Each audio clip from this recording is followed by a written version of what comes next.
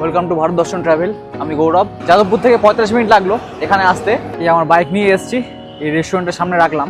আর ওই সামনে হচ্ছে এয়ারক্রাফট মিউজিয়াম। 11টার সময় মিউজিয়াম খোলে, আর এখন 11:30 বাজে। আশা করছি খুলে গেছে। এই মিউজিয়ামের এই নিচে টিকিট কাউন্টার।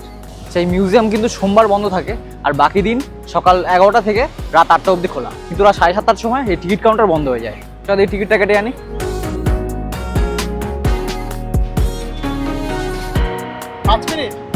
টিকিট কাউন্টার খুলেছিল, কারণ ভেতরে পরিষ্কার করছে। বাইরে কিউআর কোড আছে, এখান দিয়ে স্ক্যান করেও টিকিট কাটতে পারো। এই টিকিট কেটে নিয়েছি, 30 টাকা করে টিকিট এখানকার। এর সামনেই এন্ট্রি গেট, এখান দিয়ে ঢুকবো এখন।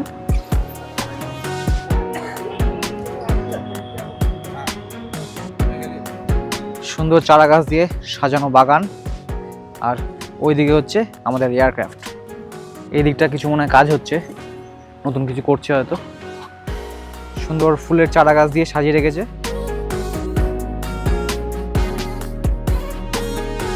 ঢোকার জায়গাটা বেশ পরিষ্কার পরিচ্ছন্ন করে রেখেছে, বেশ পরিবেশটাও দারুণ।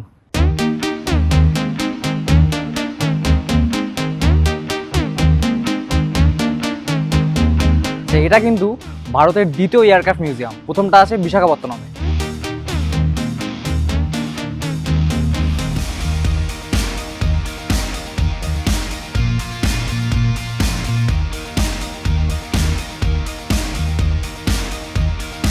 ইন্ডিয়ান নেভির একটা যুদ্ধ বিমানকে এখানে এনে রাখা হয়েছে। তাহলে আসুন এই প্লেনটাকে খুব কাছ থেকে দেখা যাক।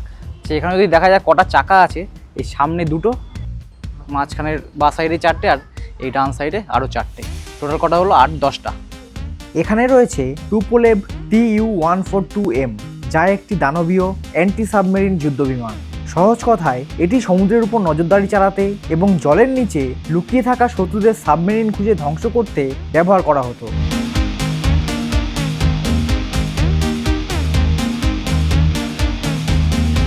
এটি লম্বায় প্রায় 164 ফুট এবং এর ডানার বিস্তার প্রায় 165 ফুট। এই বিমানটি ভারতীয় নৌবাহিনীতে টানা 29 বছর কাজ করেছে।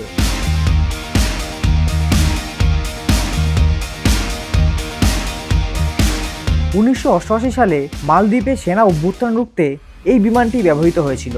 1999 সালের কার্গিল যুদ্ধের সময়ও এটি গুরুত্বপূর্ণ ভূমিকা পালন করে। 29 বছরের কর্মজীবনে এটি 30,000 ঘন্টারও বেশি সময় ওড়ার ইতিহাস গড়েছে, সেটাও আবার কোনো রকম দুর্ঘটনা ছাড়া। বিমানটি 2017 সালে ভারতীয় নৌবাহিনী থেকে অবসর গ্রহণ করে। এরপর পশ্চিমবঙ্গ সরকার এবং ইন্ডিয়ান নেভির যৌথ উদ্যোগে এটিকে কলকাতায় নিয়ে আসার সিদ্ধান্ত নেওয়া হয়। বিমানটি এতটাই বিশাল যে একে এখানে আস্ত নিয়ে আসা সম্ভব ছিল না। তাই 2020 সালে তামিলনাড়ুর রাজালি নেভাল এয়ারবেস থেকে এটিকে খুলে ছোট ছোট অংশে ভাগ করে নিয়ে আসা হয়। 16টি বিশাল বড় বড় ট্রাকে করে সেই অংশগুলো সড়ক পথে ওড়িশা হয়ে কলকাতায় পৌঁছায়। পশ্চিমবঙ্গ সরকার এই মিউজিয়ামটি তৈরিতে প্রায় 11 কোটি টাকা ব্যয় করেছে। এর আনুষ্ঠানিক উদ্বোধন হয় 8ই জুন 2022-এ। মিউজিয়ামের এক সাইডে বসার জন্য জায়গা করে রেখেছে, বেঞ্চ আছে, এখানে রেস্ট নেওয়ার জন্য ভালো জায়গা। আর বাচ্চাদের জন্য এরকম একটা ডিজাইনের কামানের মতো এখানেও বসানো যায় বাচ্চাদের। আর এইদিকে আর বাচ্চাদের পার্ক, এরকম কি বলে এটাকে ভুলে গেছি, যাই হোক।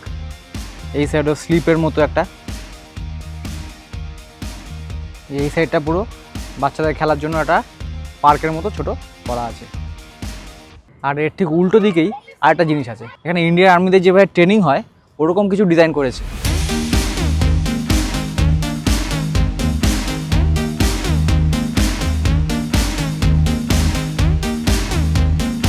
এই বিমানটির ভেতরে গেলে দেখতে পাবেন এখানকার ককপিট, কন্ট্রোল রুম এবং এই প্লেনে ব্যবহৃত বিভিন্ন যন্ত্রাংশ। কিন্তু ভেতরে কোনো ফটোগ্রাফি অ্যালাউ ছিল না বলে আপনাদের দেখাতে পাচ্ছি না। আর একটা অয়েল ট্যাঙ্ক দেখলাম, মানে এই প্লেনের ট্যাঙ্ক, যেখানে অয়েলের রিজার্ভ রাখা হতো, প্রায় 90 টন তেল ধরতো ওখানে, বিশাল বড় ট্যাঙ্ক ওটা। আর যুদ্ধের সময় যেখানে টর্পেডো অথবা বোমাগুলো রাখা হতো সেই জায়গাগুলো কিন্তু দেখতে পাবেন। আগেরবার যখন এসেছিলাম একটা গাইড ছিল, খুব ভালোভাবে বুঝিয়ে দিচ্ছিল। এইবারও আছে, কিন্তু কেন সেরকম একটা বলতে চাইছে না। এই ঢোকার এই রাস্তাতেও অনেক বেঞ্চ আছে, এই বেঞ্চে বসে বসেও সামনে যে প্লেনটা রাখা আছে দারুণ একটা ভিউ পাওয়া যায় এখানে।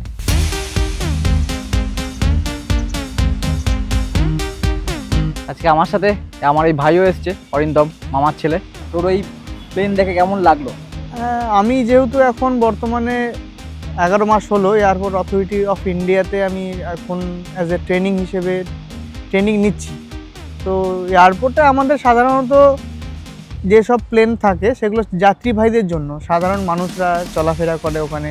তো ওখানে যে আমাদের এয়ারপোর্টের যে প্লেনগুলো থাকে যেগুলো আমি দেখেছি সেগুলো খুব সাধারণ।